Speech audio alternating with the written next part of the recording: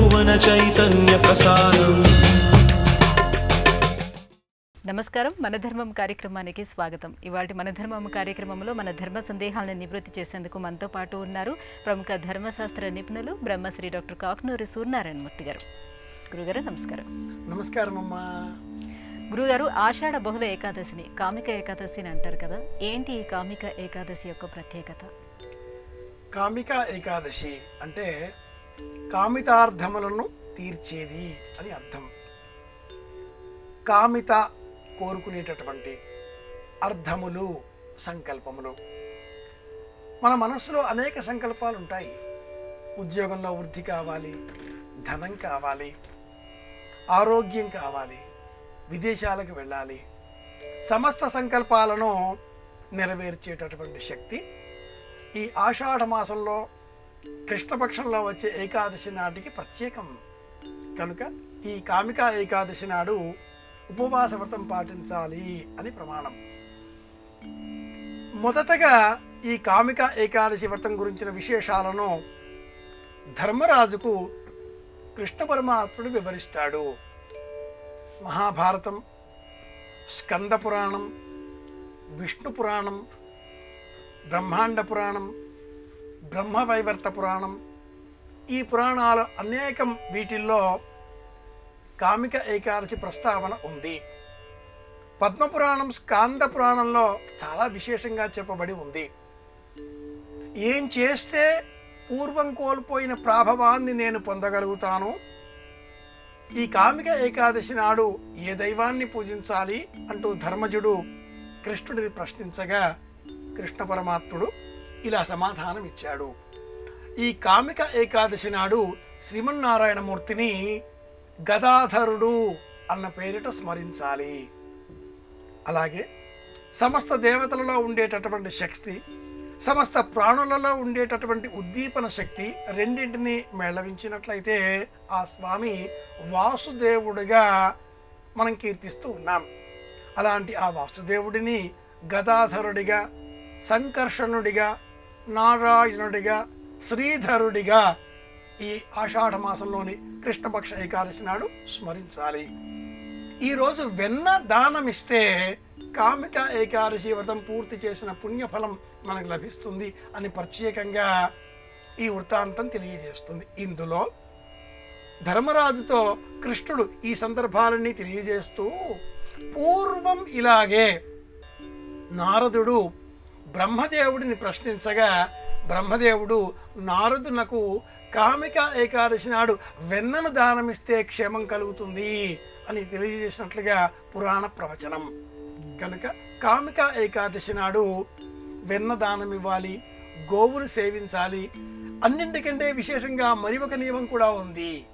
కామిక ఏకాదశి నాడు తులసి దళాలతో విష్ణువును పూజించాలి. తులసి కోటను ఈరోజు తులసి కోటను పెంచుకునే ఆసక్తి గల వారికి మొక్కతో సహా బహుమానంగా అందించినట్లయితే కామిక ఏకాదశి వ్రతం సంపూర్ణంగా పాటించిన పుణ్యఫలం మనకు లభిస్తుంది.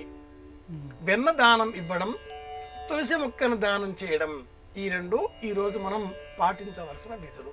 ఇది కామిక ఏకాదశి విశేషం. గురుగారు, ఇక మరో సందేహం.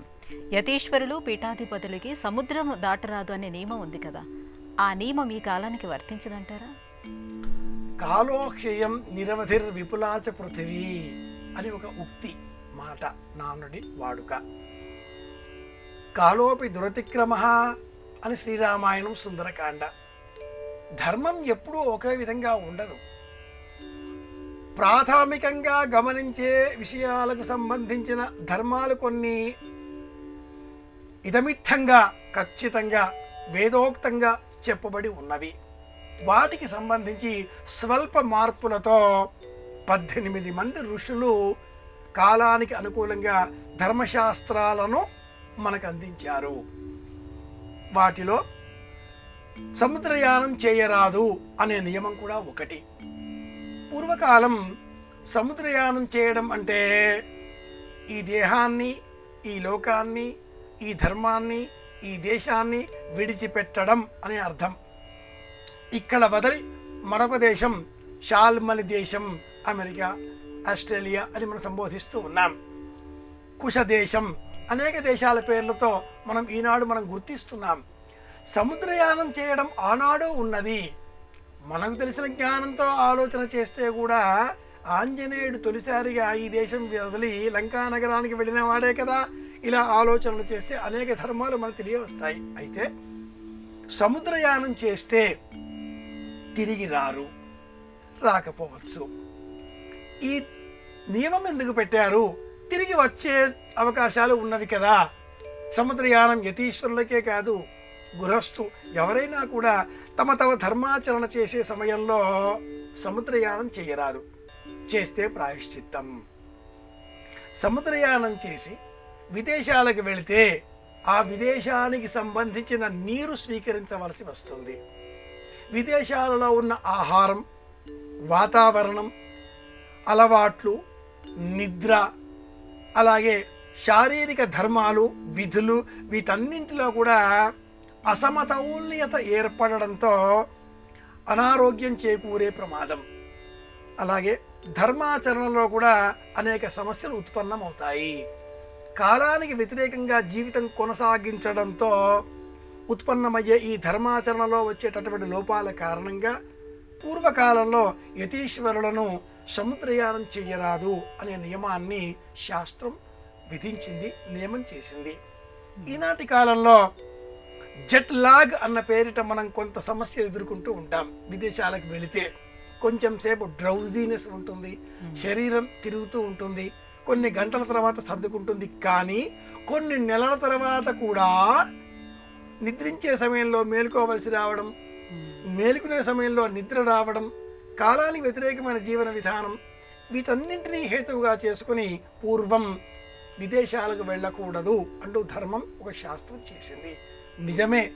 కానీ ఈనాటి కాలంలో పీఠాధిపతులు, గృహస్థులు అనేకులు సనాతన భారతీయ ధర్మాన్ని ప్రచారం చేస్తున్నాం అన్న పేరిట వెళుతున్నారు, ప్రచారము చేస్తున్నారు, ప్రచారము పొందుతున్నారు.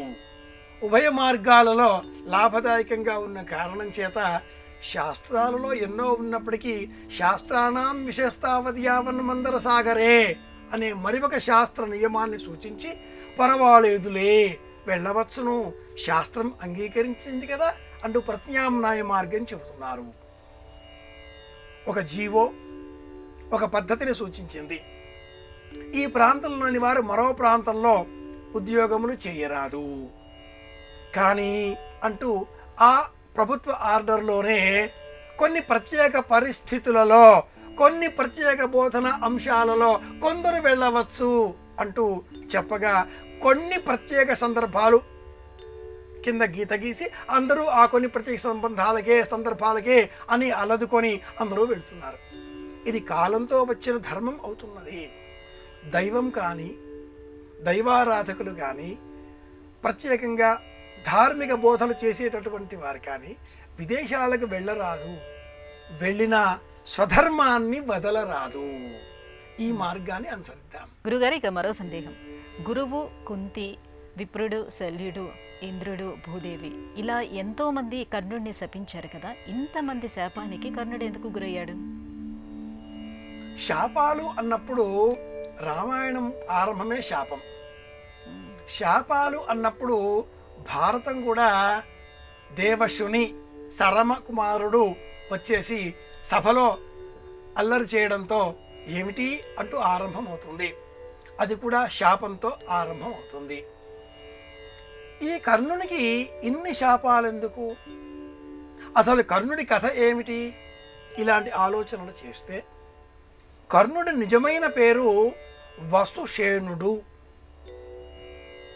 రాధ అధిరథులు ఇద్దరు అంగదేశంలో చిత్రపర్ణి అనే నది ద్వారా అలా ప్రవహించేటటువంటి నీటిలో ప్రవేశించేటటువంటి మార్గంలో యమునా నదిలో లభించిన బుట్టలో ఉండే ఈ శిశువును చూచి సహజంగా ఆభరణాలతో సంపదతో లభించాడు. ఆ బుట్టలో అనేక ధనకనక వస్తువాహనాలు కూడా ఉన్నాయి, రత్నాలు ఉన్నాయి.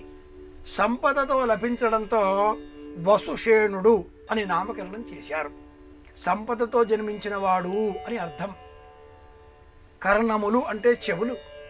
సహజ కవచ కుండలములు ఉన్న కారణం చేత కర్ణుడు అన్న పేరిట ఈ వసుషేనుడు కీర్తి పొందాడు. పెరిగి పెద్దన అవుతున్నటువంటి నేపథ్యంలో కుమారాస్త్ర విద్యా ప్రదర్శన సందర్భంలో ధర్మరాజుతో పాండవులతో ఏర్పడినటువంటి వాగ్వివాదము, అర్జునుడితో ఏర్పడిన స్పర్ధ, ఈ సందర్భంలో దుర్యోధనుడు ఈ కర్ణుడిని వసుషేనుడిని అంగదేశానికి రాజుగా ప్రకటిస్తాడు. అంగదేశం అంటే ఈనాటి బెంగాల్ అని చెప్పుకోవాలి. కర్ణుడు ఆ తర్వాత కూడా విద్యాభ్యసనం చేయాలి, ఏదో ఒక విధంగా అర్జునుడిని ఓడించాలి అనే కృతనిశ్చయుడయ్యాడు. ఒకడిని ఓడించాలి అనే ప్రయత్నంతో మనం యుద్ధం నేర్చుకున్నా, యుద్ధం చేసినా, విద్యాభ్యసనం చేసినా ఓడించాలి అనే ప్రయత్నం ఉన్నది కనుక ఎవరిని ఓడించాలి అనుకుంటున్నావో వారు నీకంటే ముందే మార్గంలో ఉంటారు, నీవు వెనకే ఉంటావు. నీ నైపుణ్యాన్ని పెంచుకోవడం కోసం నీవు విద్యాభ్యసనం చేస్తే ఎప్పటికైనా విజయం నీదే. అసూయతో ఇతరులను ఓడించాలనే ప్రయత్నంతో ద్రోణుడు చేసేటువంటి విద్యాభ్యాసాన్ని విడిచిపెట్టి పరశురాముడిని ఆశ్రయిస్తే పరశురాముడు గురువు శపించాడు. అది అసూయ కారణంగా కర్ణుడు పొందిన శాపం అవుతుంది. భూమిపైన ఏదైనా వస్తువు పడితే అది భూమికి సంబంధించిందే, కానీ భూమిని పిండి తీసే ప్రయత్నం చేశాడు కాబట్టి ఇది కూడా ధర్మ మార్గానికి వ్యతిరేకం. అలా శాపం. గోవుని హింసించరాదు, హింసిస్తే అది కూడా శాపం. ఎవరైనా కూడా, అర్జునుడు కూడా శాపాలు పొందాడు కదా, విజయయాత్రలు చేశాడు కదా. అలాగే శాపం కారణంగానే తన సహజమైన వీర ధర్మాన్ని విడిచిపెట్టి శిఖండి రూపంలో బృహన్నలుగా శాపం కారణంగానే కదా. కనుక ఎవరికైనా శాపాలు వస్తాయి, కానీ కర్ణుడికి ఇన్ని శాపాలు రావడానికి ప్రధానమైన కారణం ఏమిటి అంటే అసూయ, గెలవాలి అనే ఆకాంక్ష, ఇతరులకు బాధ కలిగించే విధంగా మాట్లాడేటటువంటి లక్షణం, పరుషవాక్కు కర్ణుడిది. సహజంగా ఈ అన్నింటినీ కూడా కప్పిపుచ్చుకునేటట్లుగా దానగుణం అలవడి ఉండడంతో దానకర్ణ అనేటటువంటి కారణంగానే కర్ణుడికి కీర్తి వచ్చింది. కానీ గమనిస్తే కర్ణుడి కన్నా నిరంతరం ఎప్పుడూ కూడా విద్యాభ్యాసంలో నూతనమైన అస్త్రశస్త్రాలు పొందే విధంగా ప్రయత్నం చేసిన అర్జునుడే విలువిద్యా నైపుణ్యం కలవాడు అని మహాభారతం వివరిస్తుంది. కర్ణుడు ఇన్ని శాపాలు రావడానికి కారణం కర్ణుడిలో అంటే వసుషేణుడిలో ఉన్నటువంటి అసూయ, మాత్సర్యం, స్వాభిమానం. కుంతి కుమారుడైనప్పటికీ ఆ గుర్తింపు లేకపోవడం, ముందుగా సూర్య భగవానుని అంశతో పొందినప్పటికీ వివాహం కాని కారణం చేత కుంతి అంటే పృథ, ఆమె అసలు పేరు పృథ, ఈ కర్ణుడిని నీటిలో విడిచిపెట్టింది. ద్రుమణవతి అన్న ఆ నదిలో అలా విడిచిపెట్టిన కారణం చేత కర్ణుడు బాల్యంలోనే తల్లి తండ్రుల ప్రేమ సహజంగా ఉన్నది లభించని కారణం చేత కూడా దుఃఖాల పాలయ్యాడు. ఆ కారణం చేత పెరిగిన మాత్సర్యంతో ఇన్ని శాపాలు పొందవలసి వచ్చింది. ఒక రకంగా చెప్పాలి అంటే కర్ణుడు మహాభారతంలో విషాద పాత్ర, విషాద నాయక పాత్ర. అందుకే కర్ణుడు లేని భారతం మనం చదవకూడదని కూడా చెప్తారు. అది కథ. గురుగారు, ఉపవాసం అనేది ఆధ్యాత్మిక చింతన కోసమా, ఆరోగ్య పరిరక్షణ కోసమా? ఉపవాస విధిని ఎలా పాటించాలి? ఉపసమీపే, గురువు దగ్గరగా కూర్చోవడం, గురూపదేశం పొందడం, అది ఉపనిషత్తు. ఉపసమీపే వసించుట, పరమాత్మ ఆలోచనలకు సమీపంగా ఉండడం, భగవద్భక్తిని పెంచుకోవడం ఉపవాసం అవుతుంది. ఉపాహారం అన్న పేరిట ఆహారానికి ప్రత్యామ్నాయంగా ఉప్మా తింటూ ఉంటారు చాలామంది. అనేకులకు నచ్చని పదార్థం ఉప్మా. అది అరగదు, జీర్ణం కాదు. ఒక మోస్తరుగా ఉదయమే వేశారంటే రాత్రి వరకు మళ్ళీ మారు చూసే అవసరం లేదు. ఉప్మా అన్న పదానికి ఉపాహారం అన్న పదానికి కాస్త దగ్గరగా పోలికలు ఉండడంతో అనేకులు ఉపాహారం అనగానే, ఉపవాసం అనగానే ఉప్మా లాగించేద్దామా అంటూ ఉంటారు. ఉపవాసం అంటే పరమాత్మ ఆలోచనలకు దగ్గరగా జీవితాన్ని గడపడం. దేవస్యత్వా సవితు ప్రసవ ఉపనయేసౌ అయనము మార్గము, ఉపాయనము ఒకరికి ఇచ్చుట, జ్ఞానాన్ని పెంచుకునే నిమిత్తమై ఒకరికి దగ్గరగా కూర్చొని మాట్లాడడం, అది ఉపనిషత్తు. ఉపవాసం శాస్త్ర పద్ధతిలో నిర్ణయ సింధు అనే గ్రంథాన్ని మనం పరిశీలించినట్లయితే ధర్మ మార్గంలో 4 విధాలు అని ఆ శాస్త్రం బోధిస్తుంది. ఏకభుక్తము, నక్తము, యథాలబ్ధము, ఉపవాసము. ఇలా 4 పేర్లతో ఉపవాస నియమాన్ని మనం అనుసరించాలి. ఏకభుక్తం, ఉదయం తిని సాయంత్రం తినకుండా ఉండగలగడం. ఒక పూట భోజనం చేయడం, రెండవ పూట భోజనం చేయకపోవడం అంటే ఎప్పుడూ తీసుకునే ఆహారం కాకుండా ప్రత్యామ్నాయంగా లఘువుగా సూక్ష్మంగా తీసుకోవడం. ఇది ఆరోగ్య సూత్రమే. ఉపవాసం అంటే ఆధ్యాత్మిక మార్గంలో మనకు సంప్రదాయం బోధించిన ఆరోగ్య నియమం. ఇది ఉపవాసం అంటే. ఇందులో మొదటిది నక్తము, ఏకభుక్తము అనే క్రమంలో నక్తం మొదటిది. ఉదయం తీసుకోకుండా రాత్రి తీసుకోవడం. నక్తం ఉదయం తీసుకోకుండా రాత్రి ఆహారాన్ని స్వీకరించడం. అది కూడా శివ సంబంధమైన వ్రతాలలో ఒకటి. మూడవది యథాలబ్ధము, లభించిన దాంతో సంతృప్తి పొంది మనం భోజనం చేయడం. అది భోజనం కాదు సుమా. ఎవరు ఏదైనా ఇస్తే ఏకాదశి అండి, ఉపవాసం అండి, నేను ప్రసాదం తీసుకోనండి అనకూడదు. వాళ్ళు ఇచ్చారు. ఉపవాస వ్రతమైనా కూడా వాసన చూచి విడిచిపెట్టవచ్చు. అది కూడా ఉపవాస వ్రతానికి భంగం కలిగించదు. యథాలబ్ధం, నాకు వ్రాసిపెట్టి ఉన్నది అందించారు, నేను కోరుకోలేదు.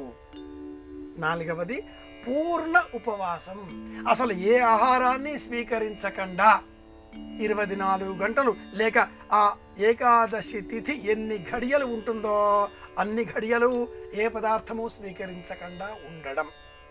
ఏకాదశి వ్రతం ఎలా చేయాలి అంటే దశమి నాటి రాత్రి ఉపవాసం చేయాలి. ఏకాదశి ఉదయం, ఏకాదశి రాత్రి 3 పూటలు అంటే దశమి రాత్రి, ఏకాదశి ఉదయం, ఏకాదశి రాత్రి 3 పూటలు ఆహారం తీసుకోకూడదు.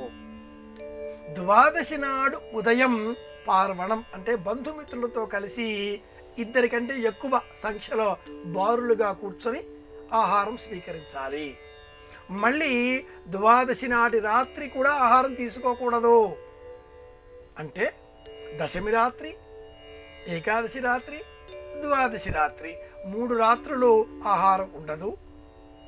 దశమి ఉదయం భోజనం ఉంటుంది, ద్వాదశి ఉదయం భోజనం ఉంటుంది, ఏకాదశి ఉదయం భోజనం ఉండదు. ఈ 3 రోజుల నియమానికే హరివాసరయుతమైనటువంటి ఏకాదశి వ్రతం అని పేరు. ఇలా పాటిస్తేనే ఏకాదశి వ్రత ఉపవాసం చేసినట్లు అని మనకు ధర్మసింధు అనే గ్రంథం చెబుతుంది. గంగా స్నానం, తుంగాపానం అని అంటారు కదా, ఈ 2 నదులకు ఉన్నటువంటి ప్రాధాన్యత ఏంటి? మన దేశంలో దైవాన్ని నదీమ తల్లి రూపంలో దర్శనం చేసుకోవాలి అని వేదం బోధిస్తుంది. యావతేర్వై దేవత ఆస్తా సర్వా వేద విధి బ్రాహ్మణే వసంతి అని కావచ్చు. అప్సు మే సోమో బ్రవీదంతర్విశ్వాని భేషజ అని కావచ్చు. సలిలము అన్న పేరిట సముద్రం వఃప్రహిణోమి స్వాం యోనిమపి గచ్చత అని కావచ్చు. దేశంలో ప్రవహించేటటువంటి సమస్త నదులు కూడా ఆరోగ్యాన్ని మనకు అందించేటటువంటి దైవ రూపాలు. అందుకోసమే ఏ దేవతారాధన చేసినా ముందుగా కలశ పూజాంకరిష్యే, కలశమును నీటితో నింపి కలశ పూజ చేసిన తర్వాత ఆ కలశం నీటితో దైవాన్ని, ఆత్మను, మనలను, తెచ్చిన పదార్థాలన్నింటినీ, పూజా సామాగ్రిని శుభ్రంగా చిలకరించిన తర్వాత అవన్నీ కూడా పవిత్రమైనవి, మనం కూడా పవిత్రమయ్యాం అంటూ అర్చనకు ఉపక్రమిస్తాం. ఆధారం ముందుగా నీటిని పూజించడం కనుక నదీమ తల్లిని పూజించాలి. గంగే చ యమునే చైవ గోదావరి సరస్వతి నర్మదా సింధు కావేరి జలేస్మిన్. ఇందులో ప్రత్యేకంగా తుంగా నదికి మరొక ప్రత్యేకత కూడా ఏమిటి అంటే, తుంగా నదిలో నీటిని పానం చేసినట్లయితే సమస్త వ్యాధుల నుంచి ఉపశమనం లభిస్తుంది. శృంగేరి క్షేత్రానికి వెళితే తుంగా నదిని మనం దర్శనం చేసుకోవచ్చు. ఆ నదిలో నీరు ఎంత స్వచ్ఛంగా ఉంటుంది అంటే, అలా చేతబుచ్చుకొని దోసిలిలో ఆ నీరు తీసుకొని ఇలా తీసినట్లయితే హస్తరేఖలు కనిపిస్తాయి. నదిలోనికి చూస్తే అడుగున ఉన్నటువంటి రాయి, రప్ప, బెడ్డ, ఆకు అన్నీ కనిపిస్తాయి. అంత స్వచ్ఛంగా ప్రవహించేటటువంటి ఆ నీరు వందల కిలోమీటర్ల దూరంలో అనేక వృక్షాల యొక్క సారాన్ని స్వీకరించి భూమిలో ఉండేటటువంటి ఔషధ వనరులను సేకరించుకొని సమీకరించుకొని వచ్చిన కారణం చేత తుంగాపానం, తుంగా నదిలో నీరు త్రాగాలి. సముద్ర మట్టానికి దిగువన ప్రవహించేటటువంటి నది తుంగా నది, అందుకని కూడా స్వీకరించాలి. అలాగే ఉత్తర భారతదేశంలో గంగా, తుంగ దక్షిణ భారతదేశం సంబంధించినది కాగా గంగ ఉత్తర భారతదేశానికి సంబంధించినది. గంగా నది వద్ద స్నానం చేయాలి, దానం చేయాలి. ఈ రెండు ప్రధానం. గంగా స్నానం అని చెబుతారు. గంగా గంగేతి యో బ్రూయాత్ యోజనానాం శతైరపి ముచ్యతే సర్వపాపేభ్యః విష్ణులోకం సగచ్చతి అంబ త్వద్దర్శనాన్ముక్తి. ఈ శ్లోకాల పరంపరలో ధర్మశాస్త్రం చెప్పిన అంశం ఏమిటి అంటే, గంగా నది శరీరానికి ఉష్ణ శక్తిని అందిస్తుంది. ప్రాణాన్ని నిలబెట్టే శక్తి ఆ గంగ నీటిలో ఉంది కనుక బాహ్యమైన ఆరోగ్య సమస్యలను తొలగించే నిమిత్తమై గంగా నీటితో స్నానం చేయడం, ఆంతరంగికమైనటువంటి రోగాలను తొలగించుకునే నిమిత్తమై తుంగా నదిలో నీరు పానం చేయడం. గంగా స్నానం, తుంగా పానం అందుకే విధించింది ధర్మశాస్త్రం. ఇంటిలో మనం స్నానం చేసే సమయంలో కూడా ఈ కొళాయి నీరు విప్పుకొని ఆ బకెట్లో నీరు పట్టుకునే సమయంలో కూడా ఒక్కసారి గంగాది సమస్త తీర్థ రాజాలను స్మరించుకొని ఇదే గంగా నీరు, ఇదే తుంగ అన్నట్లుగా సంకల్పం చేస్తే ఆ నీటితో చేసే స్నానం వలన సమస్త దోషాలు తొలగిపోతాయి. ప్రమాణం ఎలాంటిది అంటే మనస్సు ప్రధానం అని కూడా తెలియజేస్తుంది. అందుకే ఉత్తర దక్షిణ భారతాలను సమవర్తంగా చూసే నిమిత్తమై గంగా స్నానం, తుంగాపానం అనే ధర్మాన్ని ప్రాచీనులు ఇలా తెలియజేశారు. ఒకటిగా సమష్టిగా సమైక్య శక్తిని పెంచేటటువంటి లక్షణం ఈ సూత్రంలో ఉంది. గురుగారికి మరో సందేహం. ఆలయంలో దైవాన్ని దర్శించుకోవటానికి వెళ్ళేటప్పుడు కాళ్ళు కడుక్కోవాలని, దర్శనం చేసుకుని వచ్చిన తర్వాత కాళ్ళు కడుక్కోకూడదని చెప్తారు, ఎందుకని? అలా ఏమీ లేదమ్మా. కొన్ని దైవక్షేత్రాలను దర్శనం చేసుకునే సమయంలో దుమ్ము పాదములతో ధూళితో అలాగే వెళ్ళి దర్శనం చేసుకోవాలి అని కూడా చెబుతూ ఉంటారు. శ్రీశైలంలో శివ దర్శనం చేసే సమయంలో ఎలా నడుచుకుంటూ వచ్చామో అలాగే వెళ్ళిపోవాలి, దర్శనం చేసుకోవాలి. పాదధూళి అనే అంశం ఒకటి ఇక్కడ మనం చర్చించుకునే అంశం అవుతుంది. మహనీయులను దర్శనం చేసుకునే సమయంలో వారి పాదధూళిని శిరస్సును మనం స్వీకరిస్తాం. దేవతా దర్శనం చేసే సమయంలో పాదములను శుభ్రంగా కడిగి ఆలయంలోనికి ప్రవేశించి దేవతా దర్శనం చేస్తాం. స్వయం వ్యక్తమైనటువంటి దివ్యక్షేత్రాలలో అంటే దైవం అక్కడ స్వయంగా వెలిసింది. రామేశ్వరం, కాళహస్తి, శ్రీశైలం, 12 జ్యోతిర్లింగాలు, 18 శక్తిపీఠాలు, 5 ఆరామ క్షేత్రాలు, ఇలా దివ్యధామాలలో ఎలా మనం ఉన్నామో అలాగే వెళ్ళి స్నానం చేయకుండా కూడా ఎలా వచ్చామో అలా స్వామి నీవే తప్ప ఇతఃపరం పెరగను అన్నట్లుగా నిజ రూప ఆ దర్శనాన్ని చేసే నిమిత్తమే పరిగెత్తుకు వెళ్ళాలి, దర్శనం చేసుకోవాలి, దోషం లేదు. మానవ నిర్మితమైన ఆలయాలలో దైవ దర్శనం చేసుకునే సమయంలో మట్టుకు పాద ప్రక్షాళన చేసుకోవాలి. అయితే దైవ దర్శనం చేసిన అనంతరం తిరిగి ఇంటికి వచ్చిన తర్వాత పాదములను కడుగుకొనరాదు. ఇది ఎప్పుడూ మర్చిపోకూడదు. దైవ దర్శనం చేసిన తర్వాత ఇంటికి వచ్చి మళ్ళీ కాళ్ళు కడుక్కుంటే శుభ్రత పొందినట్లు అవుతుంది. కాళ్ళు కడుక్కొని పుణ్యదేహంతో పుణ్యమైన మనస్సుతో దైవాన్ని మనం చూసాం అనుకుంటే రెండవ అర్థం కూడా ఉందండి. ఆ దైవం కూడా మనల్ని చూసింది. దైవ దృక్కులు కూడా ఈ దేహం పైన ప్రసరింపబడి ఉన్నాయి, ప్రసరితమయ్యాయి. దేవుని చల్లని కరుణార్ద్ర దృక్కులు మనపైన పడిన కారణం చేత ఈ దేహం పవిత్రమై ఉన్నది. మళ్ళీ కాళ్ళు కడుక్కోవడంలో తప్పు కదా. కనుక సౌందర్య లహరి, అందులో కొన్ని శ్లోకాలను మనం ధ్యానం చేసుకుంటే ఈ అంశం కూడా మనకు దృష్టికి వస్తుంది. అమ్మా, నీ చూపు పడిన కారణం చేత నేను దివ్యమైన స్నానం చేసిన వాడిగా మారి ఉన్నాను. కనుక నీ దర్శనం నాకు ఆనందదాయకం. మళ్ళీ దైవ దర్శనం చేసిన తర్వాత దేహాన్ని శుభ్రపరుచుకునే నిమిత్తమై పాద ప్రక్షాళన చేసుకోకూడదు. ఒకసారి చేస్తే చాలు ఆరంభంలో. ఇది గుర్తుపెట్టుకుందాం.